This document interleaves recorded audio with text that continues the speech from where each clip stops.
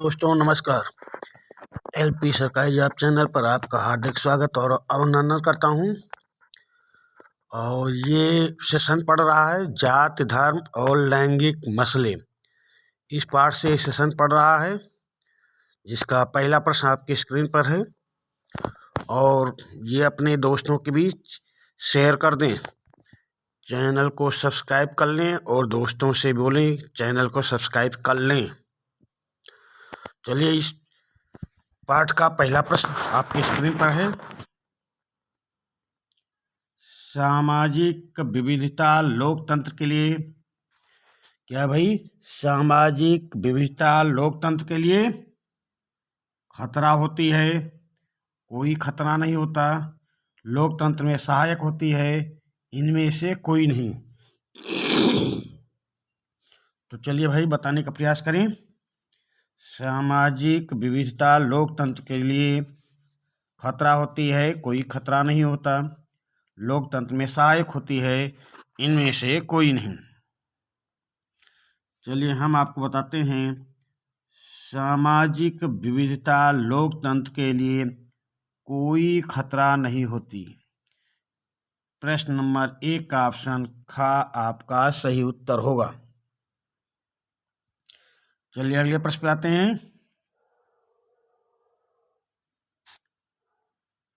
स्त्रियों द्वारा घर में भोजन पकाना निम्न में से क्या है?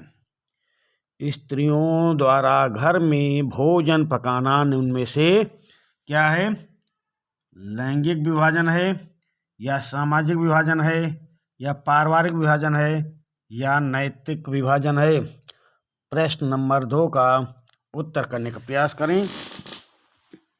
प्रश्न नंबर 2, स्त्रियों द्वारा घर में भोजन पकाना निम्न में से क्या है? लैंगिक विभाजन, सामाजिक विभाजन, पारिवारिक विभाजन, नैतिक विभाजन। भाई उत्तर देते रहें और सेशन के लास्ट में बताएंगे कितने प्रश्न आपके सही हुए।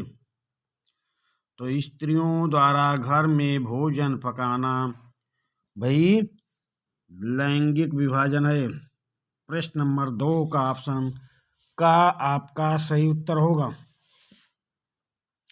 चलिए अगले प्रश्न पे आते हैं।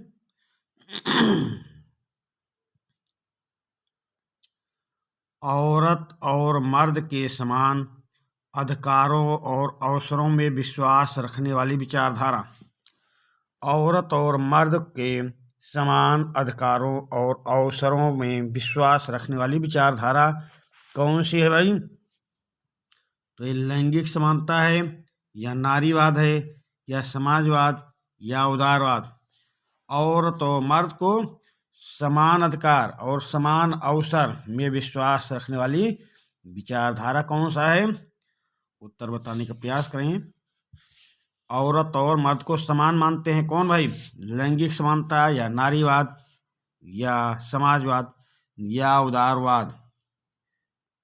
तो औरत और मर्द के समान अधिकारों और अवसरों में विश्वास रखने वाली विचारधारा है नारीवाद विचारधारा। प्रश्न नंबर 3 का ऑप्शन ख आपका सही उत्तर होगा। प्रश्न नंबर 4 पे आ जाएं। पितृ प्रधान परिवार से आशय है। पितृ प्रधान परिवार से आशय है भाई परिवार में पिता की सत्ता, या परिवार में माता की सत्ता, या परिवार में दोनों की संयुक्त सत्ता, या परिवार में समाज की सत्ता? तो ये तो प्रश्न देखने से ही लग रहा कि आप लोगों को उत्तर इसका पता होगा। फिर भी चलिए हम इसका उत्तर बता देते हैं। पितृ प्रधान परिवार से आशय है परिवार में पिता की सत्ता। चलिए अगले प्रश्न पे आ जाएं। 2011 की जनगणना के अनुसार भारत में लिंगानुपात कितना था? प्रश्न नंबर 5 का उत्तर करें भाई। प्रश्न नंबर 5 में 2011 की जनगणना के अनुसार भारत में लिंगानुपात कितना था? ये 914 था, या 924 था, या 934 था, या 944 था? तो प्रश्न नंबर 5 का उत्तर बताने का प्रयास करें। 2011 की जनगणना के अनुसार भारत में लिंगानुपात कितना था? तो चलिए भाई आप लोग उत्तर बताते रहें। 2011 की जनगणना के अनुसार भारत में लिंगानुपात 914 था। प्रश्न नंबर 5 का ऑप्शन का आपका सही उत्तर होगा।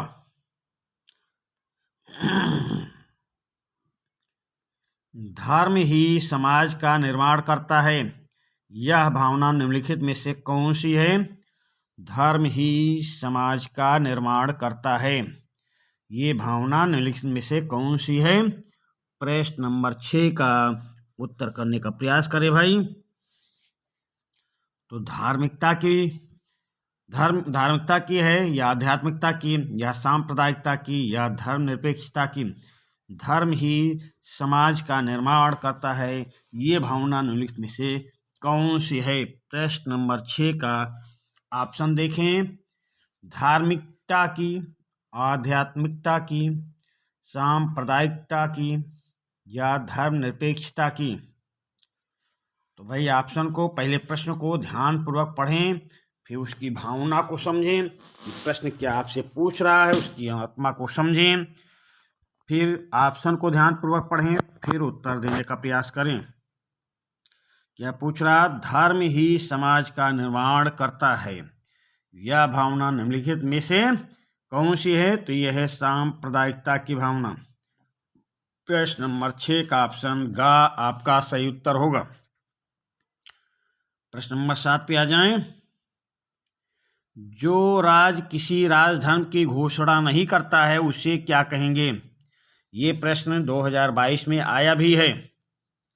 ये प्रश्न 2022 में आ चुका है। जो राज किसी राजधर्म की घोषणा नहीं करता है उसे क्या कहेंगे? धर्मनिरपेक्ष राज या धर्म सापेक्ष राज या राजतंत्र या प्रजातंत्र?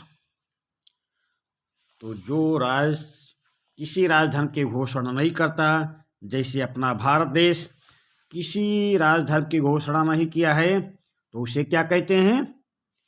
धर्मनिरपेक्ष राज, धर्मनिरपेक्ष राज। तो आपका प्रश्न है, जो राज किसी राजधर्म की घोषणा नहीं करता उसे क्या कहेंगे? धर्मनिरपेक्ष राज।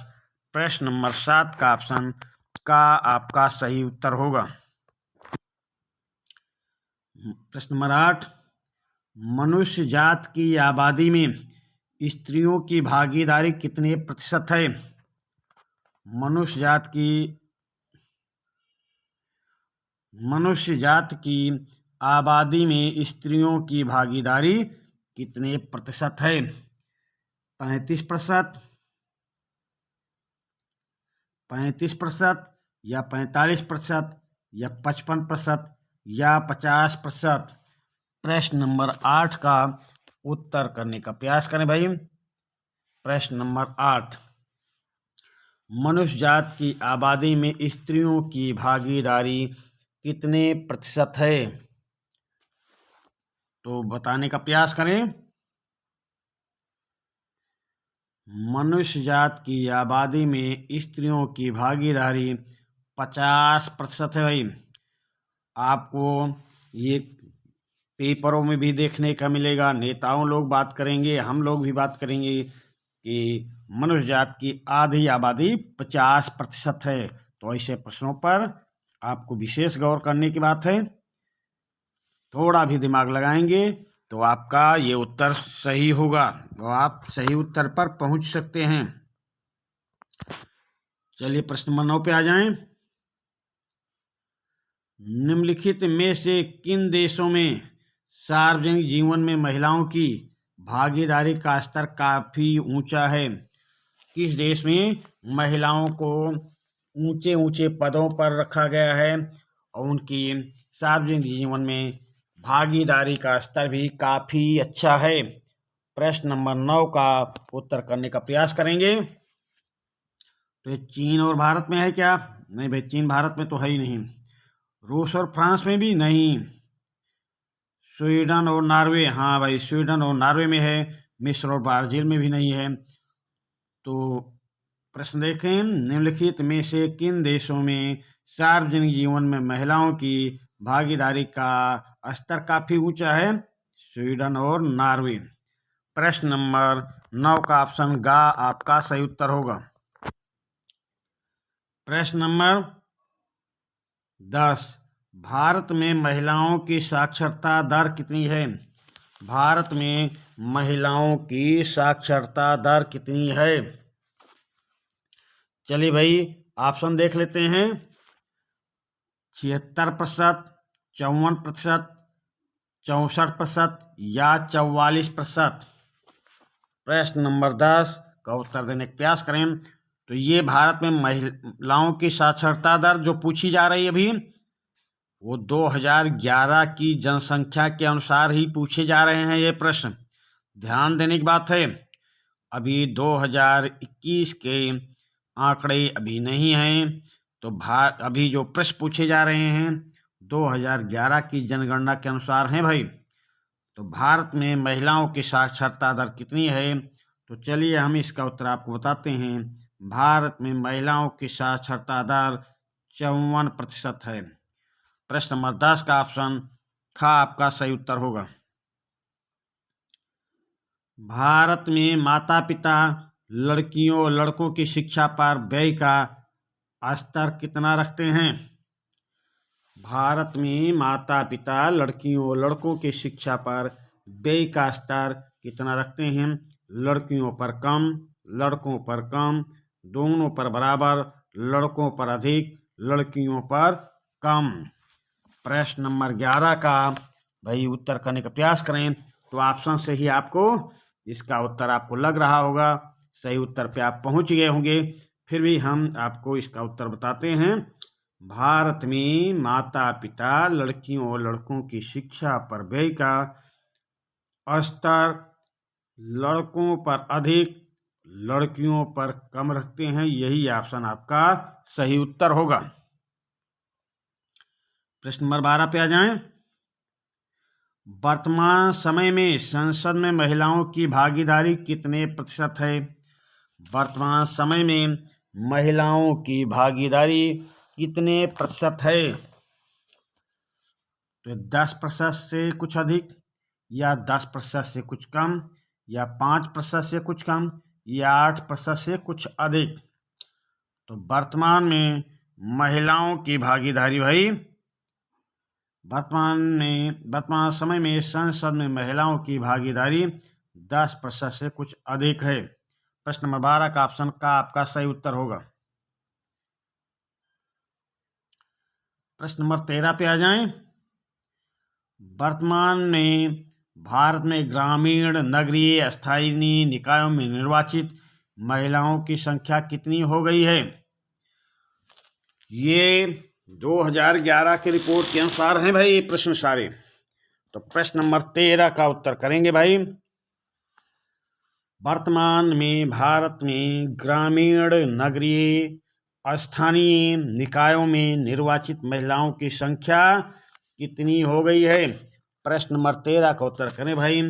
तो ये अभी 7 लाख से कुछ अधिक है, या 9 लाख से कुछ अधिक है, या 10 लाख से ज़्यादा है, या 9.5 लाख मात्र।